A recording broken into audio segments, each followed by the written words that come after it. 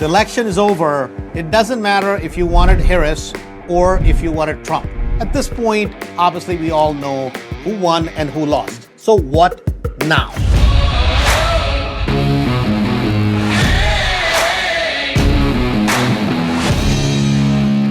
Since Trump won, now some of you clearly are going to be disgusted because Trump won. No!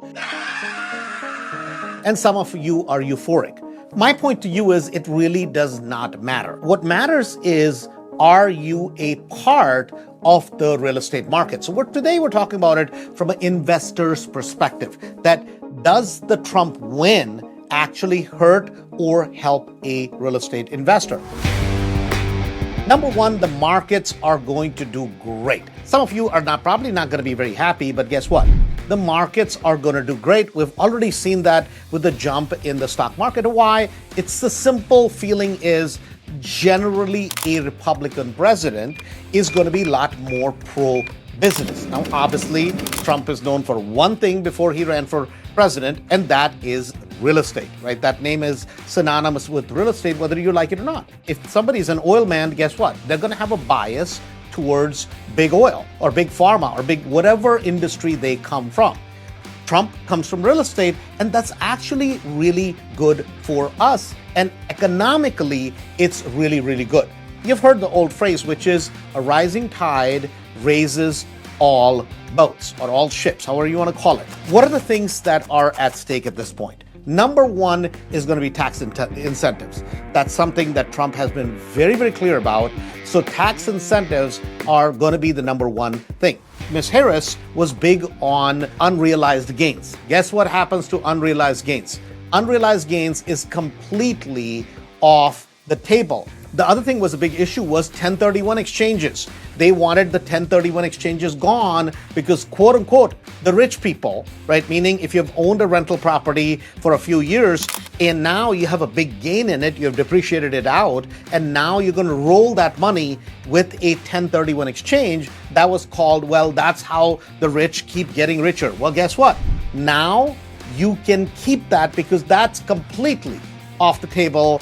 The Congress, the Senate, they are not going for that at all. No chance in hell will that ever pass. So that's actually a good thing from a tax incentives perspective. Now, they might come up with some buyer's incentives, which is that, hey, how do we get first-time buyers, which is on the retail side of things, into the market? Now, you as an investor, guess what happens? It actually helps you if you're flipping a property. If you want to sell a rental property, it's good because a bunch of new buyers are going to come pouring into the market, and that's going to raise the potential price of housing in the U.S. market. And a lot of markets like Chicago market, Philly market, a lot of the markets where you have low inventory, guess what happens? It helps the market because prices go up. What happens in markets like, say, Nevada or markets like Florida, where you have excess inventory that is sitting on the market? Those markets get helped because why? New buyers will come pouring in if they provide a new incentive. And every president in the first 100 days of being in office wants to prove a point. They want to make a substantial change, so that will provide. So going into February, March, April, May, June, if you have properties that you're going to sell, guys, you can overprice them a little bit, and guess what? The market is going to serve that up to you. Now, on the backside of it, what about regulations? Well, the change in regulations, meaning whether they make it easier to build, that impact is not going to be felt for another 2 or 3 years down the road. Because even if today you start suddenly opening up regulations, make it a little bit easier for people to come into the housing game, make it easier for builders, for new construction people, that impact does not happen right away. That will be 2 or 3 years away, 4 years away. In fact, the next president may enjoy the benefits of what is being done today because the pipeline, it takes a long time for those things to clear out. Now, the big things people are worried about are something called tariffs. Obviously, Trump has been more than clear that be it China, be it some other countries that are horrendous for U.S. produced goods, when they're exported into those countries, they put very, very, very heavy tariffs on those. Something like cars, that if you have a car that is made in the United States, when it goes to China, they're going to charge you twice to 2 and 3 times as much in terms of a import tax. That can have a big impact on the real estate industry, something steel, drywall. I mean, a lot of the goods that we have, they come from China. Now, as much as Trump has done that before and that created a lot of uproar, my personal feeling on that is it going to be done? Yes, but it's not going to be done on your everyday household goods, because guess what happens?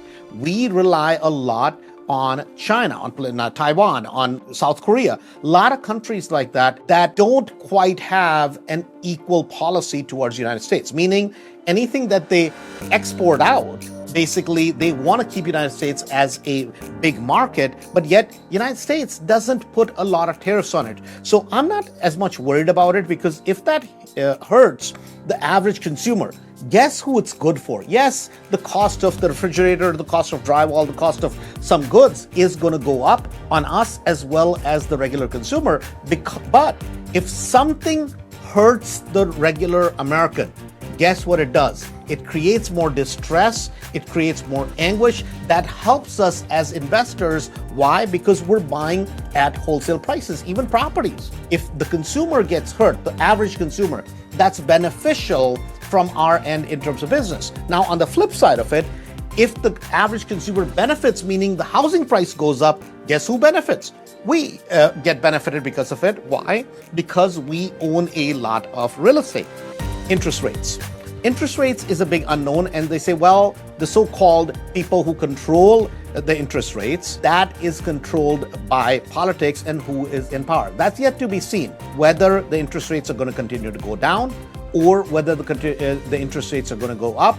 We don't know that, but that's going to depend on the inflation, depending on what the inflation is as Trump comes into power. But to me, from a real estate investor standpoint, this is very positive news, because generally amongst the president that is going to be leaning towards real estate, that's going to be leaning towards small business, it is positive news. So if you're depressed because Kamala lost, your pocketbook is going to do well.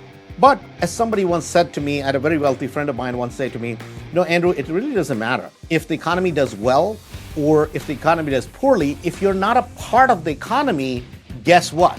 Your personal economy is not going to change. What I mean by that is this. A lot of times people are like, oh my God, the stock market is doing so well. Well, guess what? If you don't own a lot of stocks, and if you don't own the right type of stocks, how does it really matter?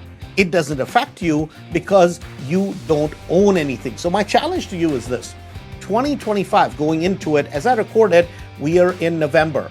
Going into 2025 and 26, it is going to be a positive for real estate investing. The challenge to you is, and it really doesn't matter who the president is, the question is, are you going to change your economy? The politics, the president helps because they will outline a policy, and the general mood of the country is going to be a lot more pro-business. But the question is, the only way your own economy changes is if you participate in it, which is you put your head down and go to work. Having said that, thanks a bunch. Talk to you soon.